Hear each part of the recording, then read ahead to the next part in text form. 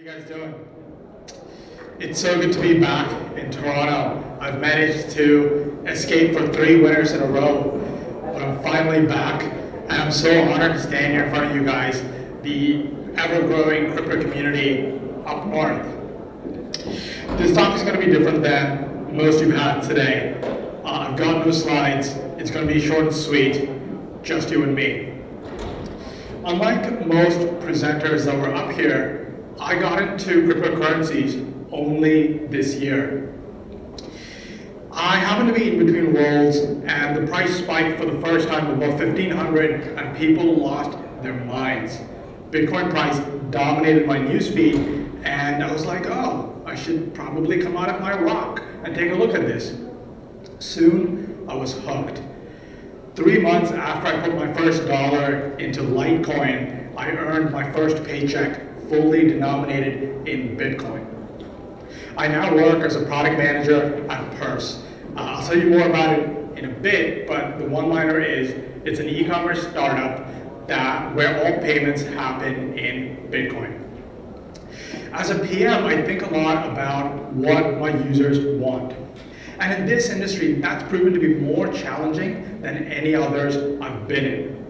This whole space is changing so rapidly with so many users coming in with every news cycle that it's easy for companies to lose sight of who they're building for. And that's what I wanted to help with. Today I'll be talking about who these new users are, why they look and talk and think different than the rest of us, and how we can help them deal with this fundamentally disruptive technology called blockchains. I want to leave you guys with 4 principles that you can apply in any business, not just software or tech, but even finance, regulation, brokerage, anything. We hear so many times that where we are today is reminiscent of the early internet age. The analogy is not a perfect fit, but in terms of people's reactions, it's spot on. So many people call this whole internet thing a fad. They said it would only be used by drug dealers, money launderers, and terrorists. Sound familiar? But the part about this analogy that most interests me is the timing.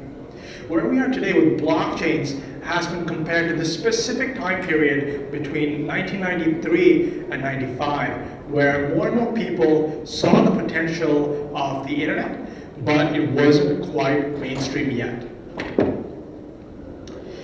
We stand on the knee of the exponential curve in terms of cryptocurrency adoption. If you think 2017 brought in a whole lot of people, well, wait till you see what 2018 has in store for us. We now have the attention of mainstream users, and what we do with it is critical in determining how soon we get to mass adoption. For the rest of this talk, I will be speaking to all of you as product developers. I use this term loosely. I don't mean those who write code. I mean anyone who might play a role in building products and services, either in the space directly or adjacent to it. And my reasoning is simple. Just as how the internet changed business as we knew it, blockchains are poised to do the same. And you are well positioned to guide your companies through this turbulent transition.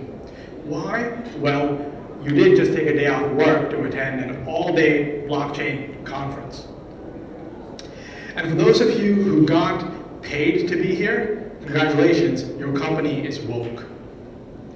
Where were we? Right, the elusive mainstream user. With every paradigm shift, there has always been some resistance. When you introduce something new to people, the first reaction is almost always no. Or more accurately, why? Why should I change the way I have always done things? With hindsight, the answer, it's easy to answer why. It's easy to connect the dots between technology and the value it drives.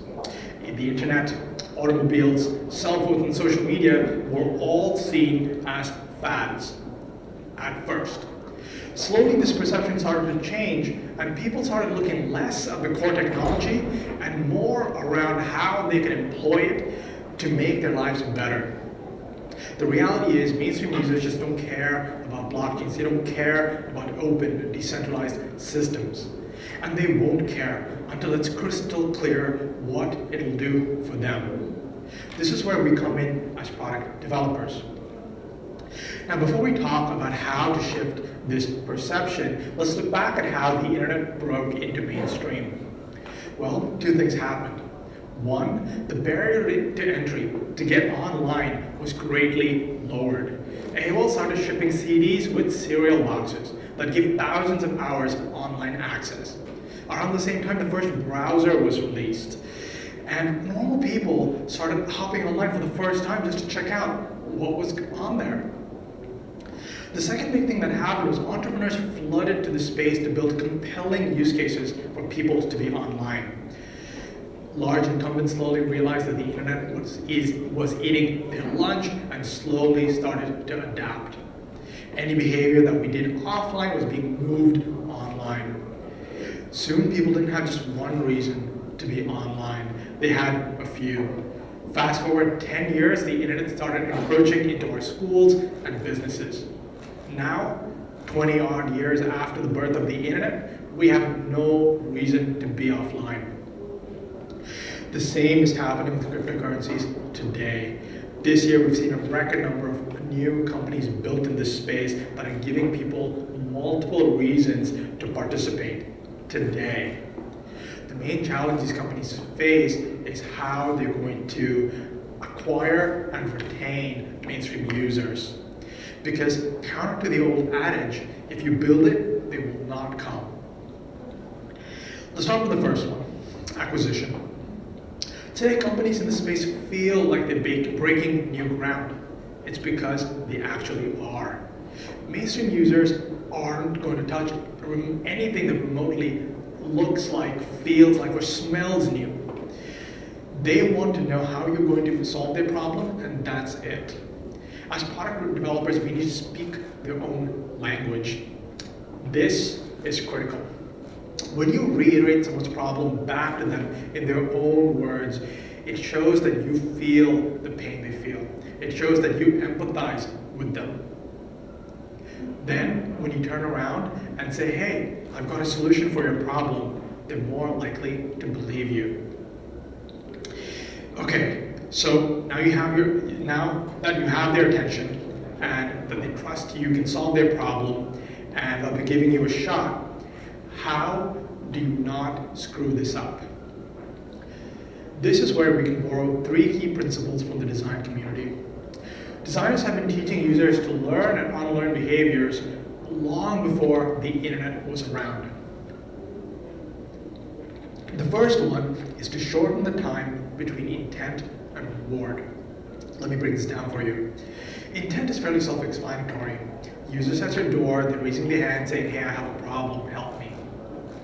Reward is any small morsel of value that you can deliver on the path to solving their problem. Reward doesn't refer to the end state of the user being fully satisfied. Even indicating that they're on the right path helps. It gives your users the satisfaction of knowing that they're in the right place. What we need to do is remove any unnecessary steps, any unnecessary friction between the intent and the reward. The second thing we can do is to leverage the power of reciprocity. Broadly speaking, when do you think is the right time to ask for something from people? It's right after you give them something of value first. Reciprocity is a powerful phenomenon. When we are the recipient of a favor, we feel indebted to the other person. And this is no different from how people interact with products. When you want your users to take an action, give them something of value first. Let's take the classic example of securing private keys for a Bitcoin or an Ethereum wallet. We all know this is crucial to do so, and it's nothing like we're used to, so it feels daunting. Many wallets I've seen say something to the effect of, hey, here are your private keys. If you lose this, you're fucked. You'll lose all your funds. A better approach might be to say, You are your own bank now. No one can touch your funds other than you. All of this is made possible with this thing called a private key. Therefore, it's crucial that you write it down and store it in a secure place. See the difference? When you put the value up front, you control your funds, and then ask for something, secure your keys, the user is more likely to take action rather than panic and leave. Which brings me to my last point, offer redundancies. In crypto, there are many ways for a new user to make mistakes. This list is a long one. There's a lot riding on an individual's actions. Naturally, they'll be anxious. There is no 1-800 support line for Bitcoin. Our job is to make sure that they're not overwhelmed by the breadth of actions that they have or the burden on their shoulders. We need to put them at ease by offering these redundancies, by offering multiple ways for people to do the same thing, multiple ways for them to recover from having made a mistake. Let me tell you about an example of what happened at Purse. So when you come to Purse, and sign up, we give you a Bitcoin wallet automatically. The crux of the business is you can get 15 to 30% off of anything on Amazon. Catch is, you gotta pay with Bitcoin. So naturally, when you sign up, you get a Bitcoin wallet. Last year, we had this issue with our previous Bitcoin wallet infrastructure that we decided to build our own and swap it out. When we did this, our users had 2 Bitcoin addresses. From the front end, we hid the old one. We bombarded our users with messages saying, hey, you have a new address. Send your funds only to this. Anything sent to the old one could be lost. Guess where they sent their funds? A lot of people did still send funds to their old address, and they called us in a panic, asking where did their money go, asking why we stole it from them. Knowing this would happen, we kept both systems running at the same time for a very, very long time. Every time a user would come back to us and ask us where their funds were, we would let them know that, hey, your funds were safe. We caught that they sent it to an old address and offered them the ability to pull it back into the new one.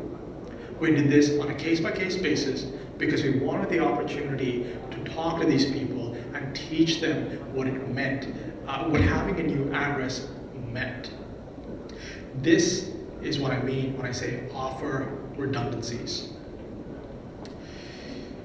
Okay, we've talked about a lot. Let's quickly recap. Mainstream users are waiting on the sidelines in hordes, trying to decide whether or not to jump in.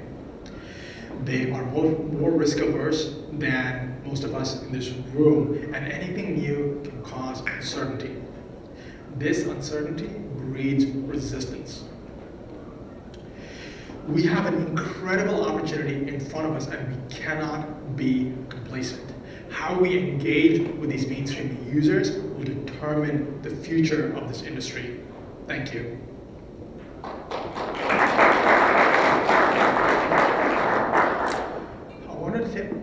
I blazed through that talk so that I'll have a chance to answer any and all the questions you guys have. Yeah, I have a question. How does the high sort of transaction fee when you kind of send Bitcoin from one wallet to another affect how widely Bitcoin is used in e-commerce? It's the second biggest thing that affects e-commerce. The first being the change in price. There are a couple of ways that we're handling it. First of all, we're a custodial wallet, meaning if you send funds to us, to your Purse wallet, you don't have your private keys, and it allows us to send funds between people very easily. So if you're purchasing something on Purse, the funds are transferred to the buyer, and that doesn't incur any transaction fees. In terms of how we actually combat transaction fees, there are so many things we can do, and it goes back to the split between effort and value. We did a few low-cost things right now that really fit in with user expectations. Today, when you want to withdraw money from one account to another, you don't want a variable fee. We're used to a flat, static fee. So that's what we did. We charged our users a flat fee, and we incur the rest of the cost. So it kind of like fits in with their current mental model. Another thing we do is batch transactions and like process them instead of one at a time in batches of like 10 to 15. That way, while we incur these costs for users, we can batch them and like lower the overall cost on the network. Are you guys using Segwit for any transactions? Not yet. It's definitely something we're going to build next. Are we going to implement Segwit for our Bitcoin wallets? Anything else? Survey says one back there. I don't know what that is. So Segwit is something that went online earlier this summer. What it effectively does is it takes the portion of a Bitcoin transaction which is the signature. Think about it as a signature on a check. If I'm giving you a check, a tiny portion of the corner is the signature. For Bitcoin transactions, that signature is the majority of the size of that transaction. So if you have the signature bloating these transactions, what happens is you can fit less in one block. So it takes longer for transactions to go through. Or what has happened is the fee increases. People who want their transactions to go quickly pay more. What Segwit does is it pulls out the signature and adds it as a separate component at the end, opening up a bit more space for more transactions to be squeezed in. So thereby, it lowers the fees for all the people using the Bitcoin network. If there's nothing else, thank you guys for having me. My details are up there. Feel free to hit me up with any questions you guys might have. Thank you.